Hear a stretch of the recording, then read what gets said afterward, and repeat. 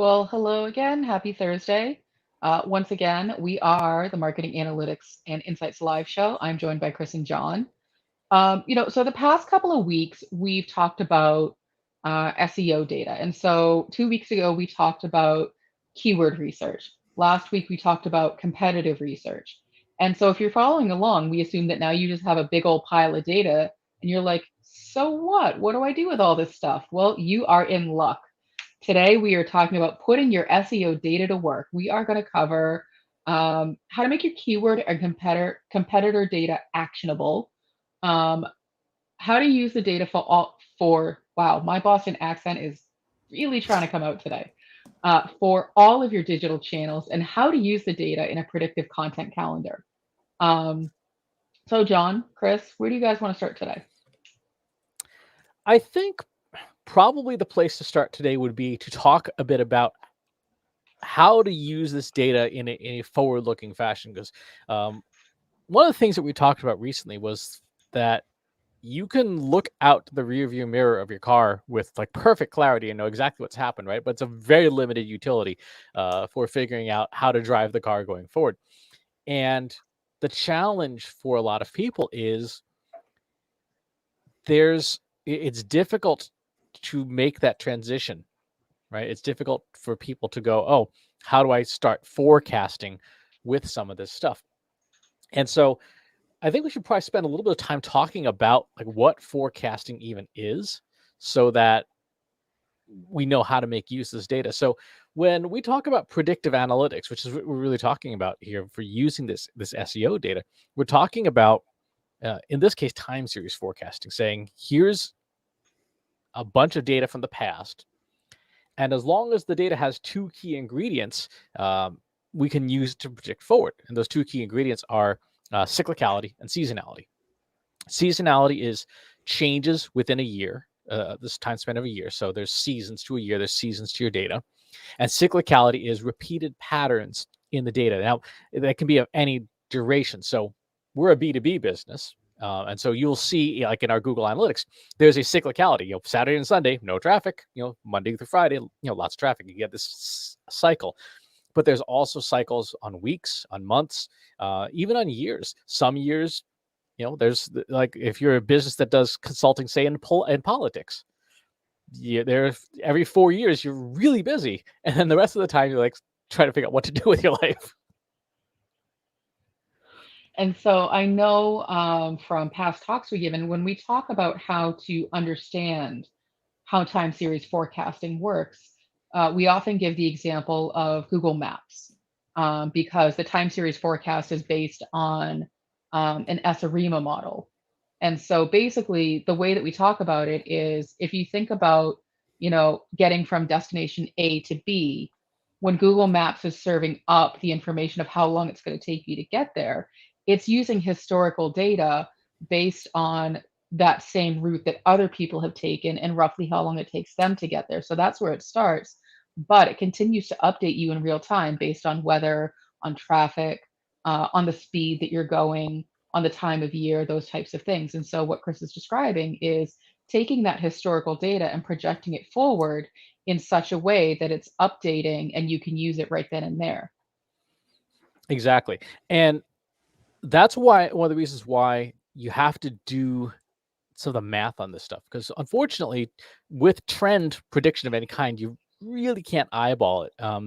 There's a couple of different types of math that you need to do. One is determine, is there even a trend, right? Is there even something that can be forecasted? So show you a couple of examples here. Let's go to,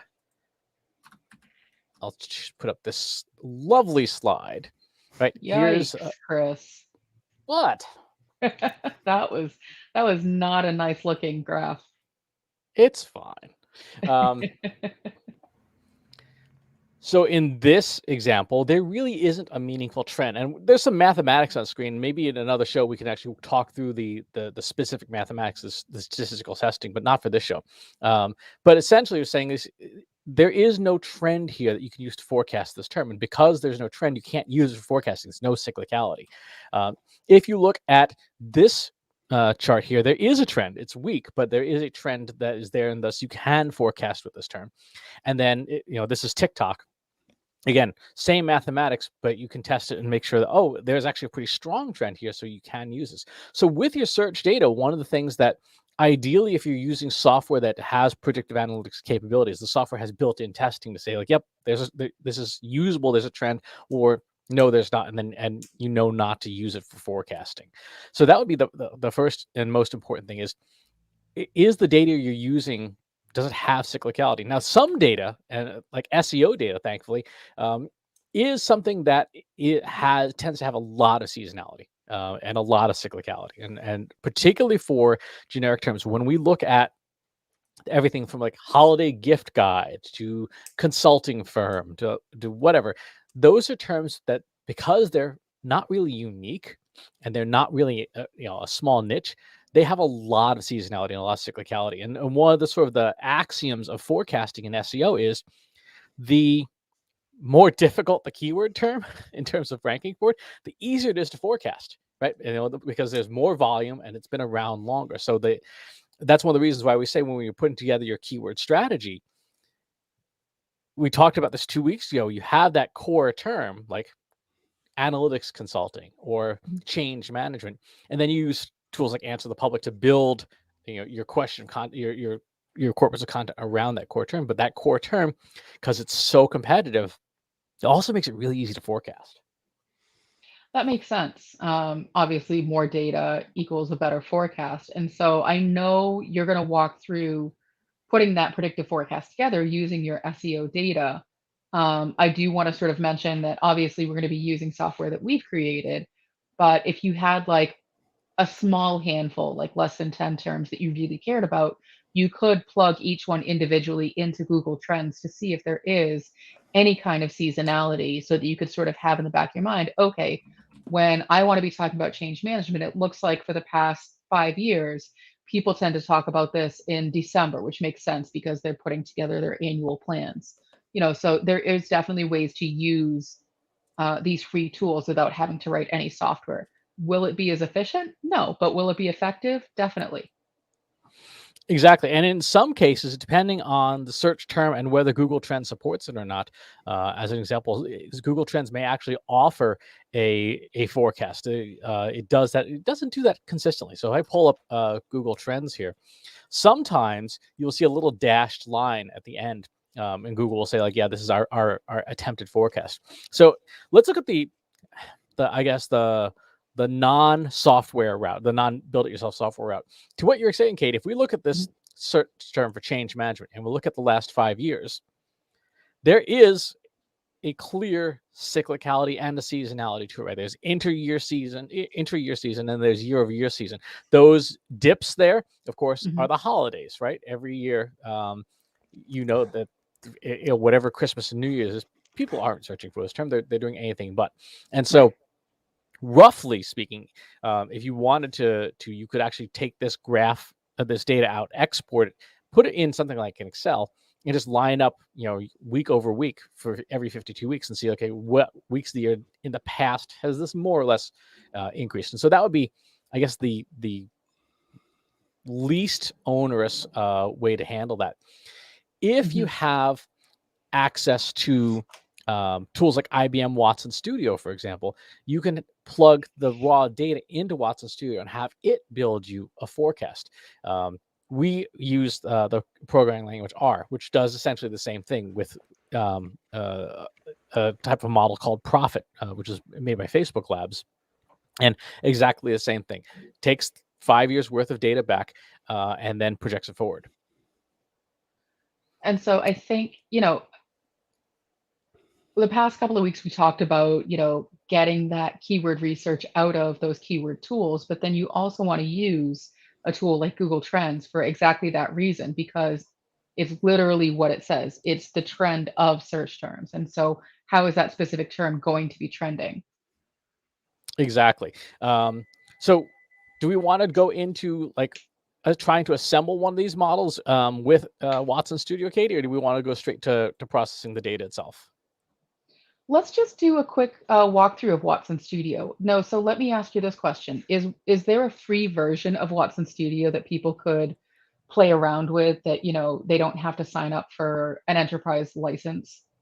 There is. So Watson Studio offers, I believe it's 50 hours of compute time. It's like 40 hours compute time a month for free at the free tier, and then you obviously have to go on and pay a whole bunch of money for it. It gets reassuringly expensive. Uh, so I'm guessing that most people aren't going to be using, if like people like us who are just sort of experimenting and seeing what they can do aren't going to be using, those 40 hours of compute time. exactly. You're probably not going to do that. Run into that. So this is what Watson Studio looks like. I'm going to go ahead and take my timeline, my export. So I just hit export on that Google Trends thing, and I'm going to just take that CSV file. It's a real simple CSV file. Just show it briefly on screen here. Right there's week, and then there's the change management term. Real simple. Mhm. Not too terribly complex. I'm going to start a new auto AI experiment. We'll call this change management. Consume 20 hours, 20 capacity units per month is per hour is what the cost of it is, and you get 50 units to play with, Okay. and that's per hour. So if you like turn it off, then you're fine. I'm going to choose my multi timeline like that. It says, "Hey, do you want to create a time series forecast?" Well, yes, I do. My column is change management. My date column is the week. And because this is weekly data, I'm going to crank this up to, let's do 26 weeks. So that's half a year ahead. I hit go. And now it's going to go and try and look at this data, analyze it, pick the best algorithm that it can from its portfolio of things it knows how to do, and then ultimately spit out an answer. Now, this could take anywhere from 30 seconds to a couple of hours, depending on the complexity. This is a relatively very simple data set, so it shouldn't take more than a couple of minutes to run. But what it's doing now is it's saying, okay, I'm going to take this 5 years worth of data that you've put in here, and I'm going to do that math and look for patterns, look for trends, look for ups and downs, and try and guess based on all the tools it has what the best fitting algorithm is for it, and then produce a forecast. So, John, you interview a lot of people for Marketing Over Coffee, and you're pretty active in the marketing events year over year. Do you hear a lot of conversation about predictive forecasting?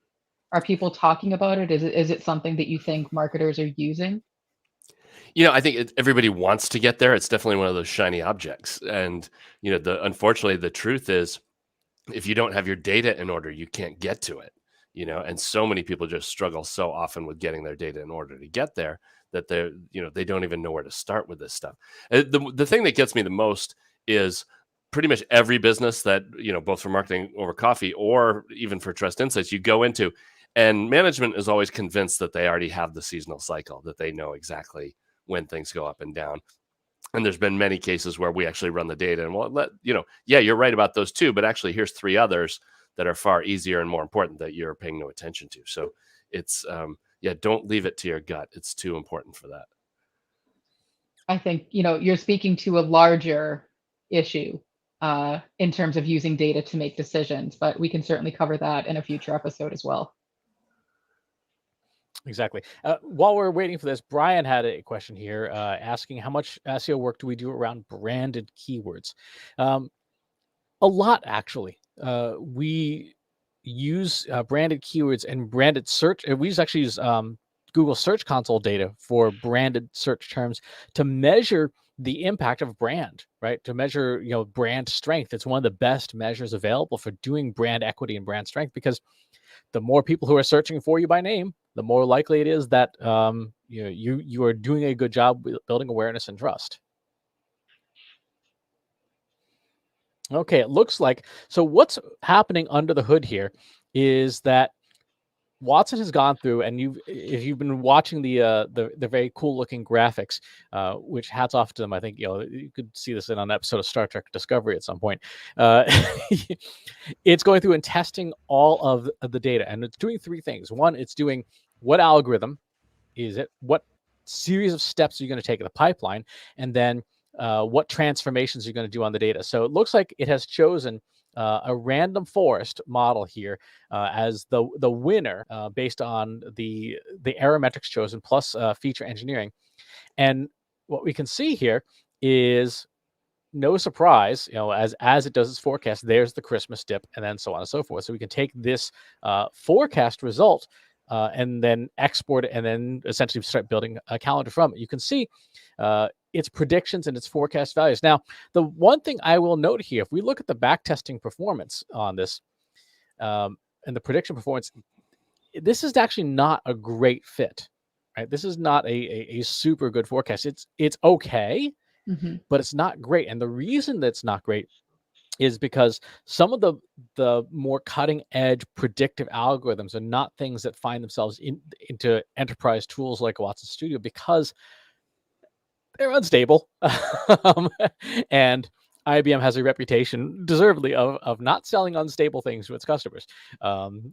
When you build your own code, you can do that. You can play a little closer to the edge, occasionally falling off. Well, that said, it's still something that I can use, because what it does is, for me, is it at least validates that, okay, during the holiday season, nobody's searching for change management. Therefore, that's the time when I should be doing my planning for the rest of the year's worth of content. And then, it's interesting, the, peaks and valleys of the trends are not so significant that I shouldn't be putting out the content year round. So I should be planning for the next 50 some odd weeks leading up to the next holiday season, where I can, restart my planning. Exactly. Now, so this was a step through of just one keyword. When you do run this through, software that you've built or larger scale systems, because obviously one of the things that is a benefit of a system like Watson Studio is you can deploy this model and then run additional keywords and data through it programmatically if you have a developer that can feed the data to it through the API it creates. We do essentially very similar with Tableau software and some software we wrote in R. Let's go ahead and look at this from like a calendaring perspective, because no one wants to look at that graph. And what we see here is searchable week by week. If we just sort by column, what are the of these terms? So remember, these are the terms that McKinsey, Bain, and BCG are all fighting each other over for. So these are terms that they all three find valuable. These are terms that all three, again, very high keyword difficulty for a lot of these, but we're going to use that as our starting points to understand these terms. So this week, the week of October 10th, digital marketing is the top search term, followed by business company strategy, best in class, and management companies. Now, if we look out 2 weeks or 3 weeks, let's go to Halloween week. Right, digital marketing change management actually starts to pop up there as the number 3 term in a couple of weeks, followed by strategy and digital transformation. Now, if you want to get, well, the first and most obvious thing is, to what you're saying, Katie, if you want to create content for change management, then we know that this is a term that you need to plan for, right? This is a term that you need to focus on and look at week over week and figure out when in the next 52 weeks or so is this term going to be most popular, so we can build content around it. And so, it's interesting too, because it's like, oh, well, you can roll the topic of change management into a lot of these other keywords that are going to be spiking in addition. So digital marketing, I can talk about change management in digital marketing. Strategy, digital transformation, all of those things, I can talk about change management in that context. So I'm not solely focusing on line 3 of change management. I'm looking, if my core term is change management, I need to be looking at all of these terms and when they're going to be spiking, so that I can talk about how change management plays into each one of those things. You are getting towards one of the secrets that I was not planning on talking about in today's show. Well then let's just stop it right there. No, there's this concept of intersectional marketing, which is essentially what it sounds like. It's the Venn diagram of different terms, right? Of different terms or topics or ideas. Um, I was watching a marketer who works in the adult industry talking about intersectional stuff and how you can take multiple niches, multiple different areas of focus, and combine them in ways that you wouldn't necessarily think would be great. But as long as there's enough interest in each of the niches, then those intersections are where you find the diehard fans of both things. So to your point, change management and digital transformation. Now, what you would want to do is not just look at the top list here, Hmm. but actually run a large scale cross correlation to see what term, if we choose change management, mathematically, what term looks the most like change management, has the exact same ebb and flow throughout the year, because those are the terms those are the topics that cluster together. One of the things that people tend to do wrong with SEO tools is they tend to look for semantically similar terms and group them together. And it's not, I shouldn't say that's wrong. But like change management, organizational change, managing change, change management for companies, you can say they're semantically related. But Hmm. if you statistically compute the ebbs and flows of the terms themselves, you may find there are things that like change management and diversity and equity and inclusion may march together, even though they're different topics. They're temporally concurrent, and so you can find interesting intersections and create content that hits both interests at the same time. Which is funny that you gave that example because as you're saying that they're two different things, I'm like, those are absolutely 100% related. Like They that's are an easy, conceptually related, yes, but not yes. linguistically. No, not linguistically, but conceptually, those two belong together, and that's a topic that I absolutely, it's actually on my list of things to cover over the next couple of months. Exactly. If you look at the graph, if you look at the graph of what this looked like, though, you can see, for example, here, strategy and business company, these two terms march together pretty well, right? So let's do Which makes sense. business company. So, John, not to leave you out, I'm going to give you an assignment because we have to assign you something during every live stream. Is you need to go through all of these different colors and match up the corresponding colors and This- group them, using the regular rainbow palette. right, finding the matching curves in this Where's Waldo graph. Exactly. You don't actually have to do that, but I don't feel right if I don't give you something to Yeah, if do. there's not something on the task list. So you can see there's change management, which is sort of that brownish color. Then there's business company and strategy. Those things actually do march together pretty well. You Hmm. can see that from a trend perspective, they are fairly well aligned. So those would be three terms that you would say they're not a topic cluster, which is again something that you see a lot in SEO tools, but they are a time cluster. And from a forecasting perspective, that time cluster is important because if you whatever's going on there's something underlying going on, just like we know in September of every year for B2B, that's budgeting season, right? So all of the things that happen, like, okay, we need to do an attribution model, we need to do ROI and ROAS, we need to do our incrementality measures and do an uplift model. We know all those things come together even though they are not word related, because people are like, my butt's on the line. I got to figure out my budget for the next year. What are we going to do? Hmm. And so if you can create content that detects the concurrence in time, you're going to do really well. So noted. Um, so we had wanted to also talk about how to use. So the past couple of weeks, we've done a lot of SEO keyword research. How do we use that data across all of our digital channels? Because, obviously, when we talk about keyword research, there's this assumption that it's just for writing content. But how do we use that data across other channels? Depends on the channel. Pick a channel, So Katie. let's start with email, your favorite digital channel. It is my favorite digital channel. Very straightforward. Think about it. Email is just sending content to somebody in their inbox as opposed to sending that content to the person through Google or sending that content to a person through TikTok. So when you look at this calendar, actually, let's switch calendar views here. when we look at this thing, if we're putting together the Halloween week email for the Trust Insights newsletter, digital marketing and change management are sort of, in the top 3 terms. There's strategy and digital transformation. That week, I might suggest that the cold open you write be about change management and digital transformation, right? I think that would be a sensible thing for that newsletter to be about. When we go out to the first week in December, right? We have transformation. We have business strategy. There's some of the diversity and stuff. So you can see, as you start to pull together your keyword lists and refine them, you can figure out, okay, what are the topics from week to week that I might want to be creating content about? When we get towards the end of the year, looking again, diversity, equity, and inclusion shoots up to the top at the very end of the year. I don't know why. I don't know why that would be doing that, but it'd be something that we could investigate and then put that in email. We could, it would require rebuilding the system that does it. But we could experiment in the curated content we share on social media and in the newsletter.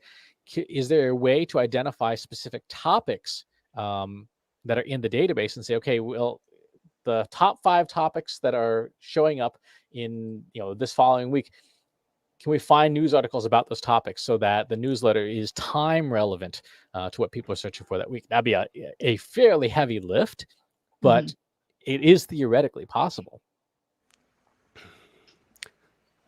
There's a point in there too. One thing that can get missed is a lot of times you'll see cyclical drops and you don't know why. And digging in to find out what's going on during those drops can give you insight into the space and into your customers that you didn't have before. And that's just kind of knowing what goes on, because most of the time it's like, oh yeah, there's the, you can see Christmas and you can see the weekends and B2B and stuff like that.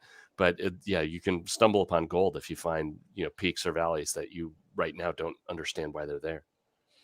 Exactly. The other thing is to look at these terms.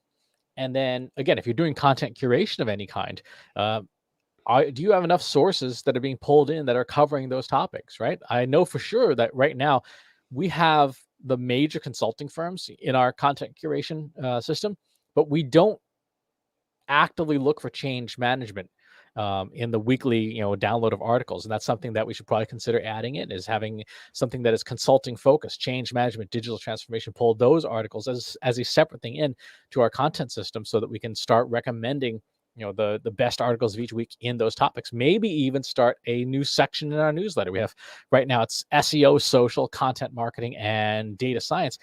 We might have an organizational or a consulting I don't know what we would call it, but a section just for that. So again, that would be we're taking this data from SEO and saying search is just behavior. Search is just people telling us what's on their minds. So if we have the information, we can probably use it to say, okay, well, we know this is going to be on your mind. Let's see what we can do to feed it.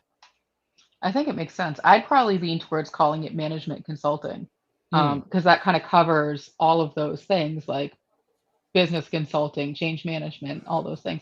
But it's interesting to think about it that way, because it's not just writing a blog post and sort of using this as the SEO keyword. Everything that you're doing, in a sense, is content creation. So if you're posting videos on social, that's just creating content. It's just a different kind of content. Even if you're writing just a social post, that's a different kind of content. Your email newsletter is a different kind of content. And so thinking about it in those terms, then this kind of analysis is easier for you to wrap your head around and how you can use it for those other channels, because it's all just content creation. The ads that you're creating for your ad networks, it's just another kind of content.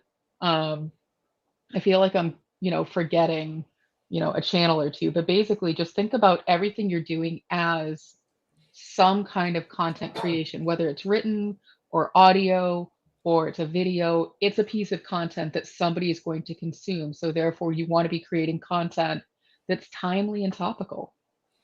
Exactly.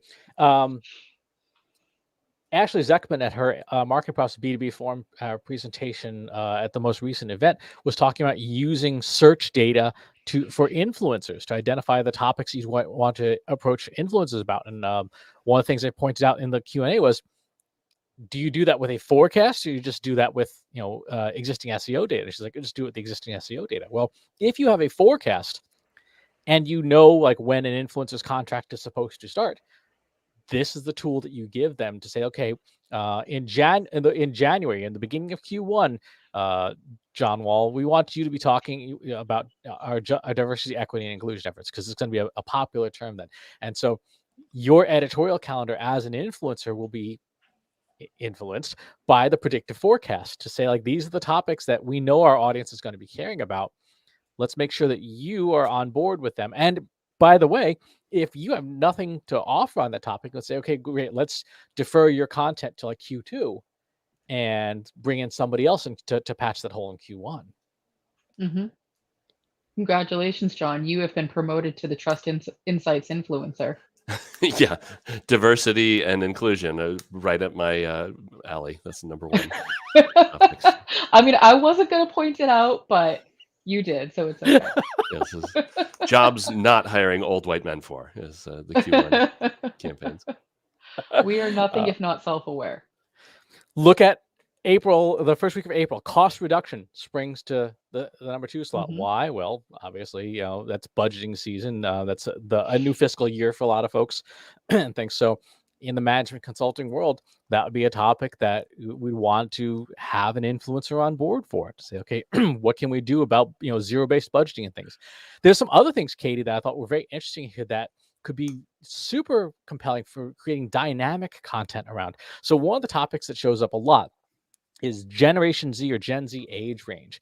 Well, that content's great, except that it obviously has a tendency to age out pretty quickly. But if you were to write some code within a web page, you can actually make that web page stay fresh and current programmatically and have an ongoing useful tool to people. Like, as the calendar year changes over and it becomes 2022, these are the new age ranges for Gen Z and the generation after them. So even things like that, even like the software that you create can be influenced by search data.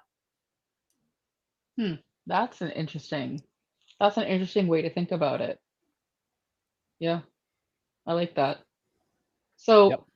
Chris, you're talking about using the SEO data that we've researched the past couple of weeks in the context of a predictive calendar. What if people don't, so we talked through like the IBM option, the Google Trends option, can they still use that data if they don't have a way to forecast it forward? You can. Again, what I was saying is, if you download the last 5 years worth of data and you line them up column by column in Excel, you can, see, you do a weighted average of, week by week and figure, okay, on average, this week tends to be the highest of the last 5 years. That'd be a simplified version of this. It's not going to be as accurate because there's no mathematics of the forecasting, but that'd be good enough. It would be very labor intensive to do it that way. So you'd probably only want to do it like a handful of keywords, because that is not fun to copy and paste. But that would be an option as well. So you don't have to use the forecasting tools. It's better if you do, though. Well, so it sounds like you're saying if you're going to be using that SEO research that we've done, you want to have some mechanism of forecasting. You don't just want to look at it and go, okay, I picked this one and I picked this one and I picked this one because I like them, or Yeah. because they're high difficulty, or no, they're low difficulty, high volume. I'm just going to pick that one. Timing of these things also is just as important. Time is literally the fourth dimension, and it's the thing that a lot of these tools just don't do. Time is not taken into account in a lot of the software that's out there. A, because it's hard to get a hold of the data, and B, because depending on where you are in your content marketing maturity, it's a nice to have, right? You need basic pillar content. Like, we need to have a change management blog post of some kind, any kind, right? It doesn't, and it's one of those things like, okay, we know that's a core keyword. Katie, you got to write that blog post and just put it up. We don't care when it goes up. It just has to exist, right?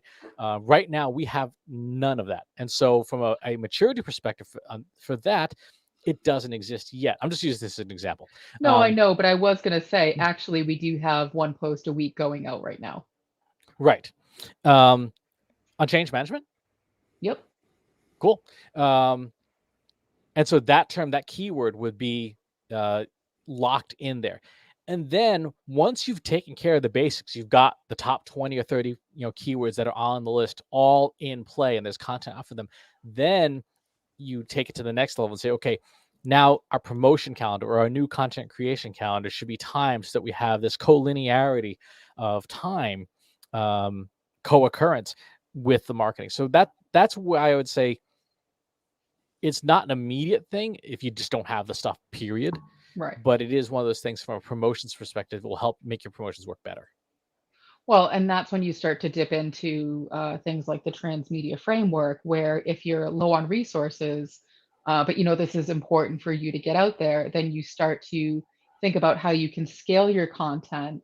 And so you do something like this, where you talk about it like on a live stream where you're recording the video and the audio, and then you start to pull apart the audio, transcribe it. That's your blog content, your video, smaller snippets, those go on social, et cetera, et cetera. Exactly. So that's how you would make use of the data, even if you don't necessarily have, the forecasting stuff. Again, the correlation, the time-based cross-correlation functions, that's something that's built into Excel. So if you have the data, you can do those time-based cross-correlation functions and understand what words and phrases co-occur in time. And that alone may be enough to give you a content calendar, right? If you've done your 5-year average and you've got these terms, you could get some interesting insights that way. Well, John, I assigned that to you this week, so I expect to see that on my desk tomorrow morning. All right. Yes, all the insights we will have. So I think for this week, that's it. I mean, there's always more that we can talk about.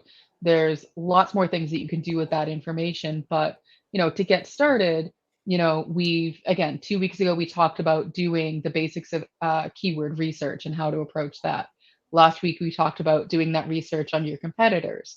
And now this week, we've talked about how to use that data, but really the most important takeaway, if nothing else, is that timing of using that data matters, because if you're creating content and it just kind of goes into the ether, nobody's going to see it.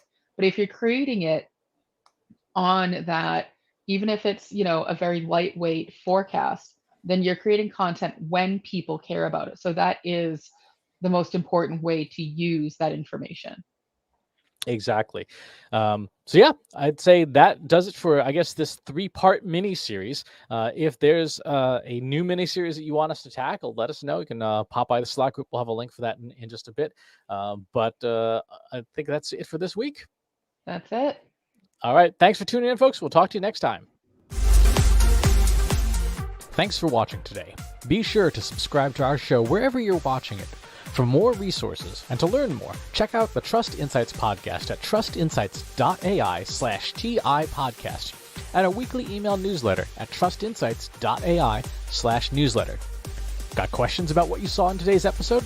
Join our free Analytics for Marketers Slack group at trustinsights.ai/analytics for marketers. See you next time.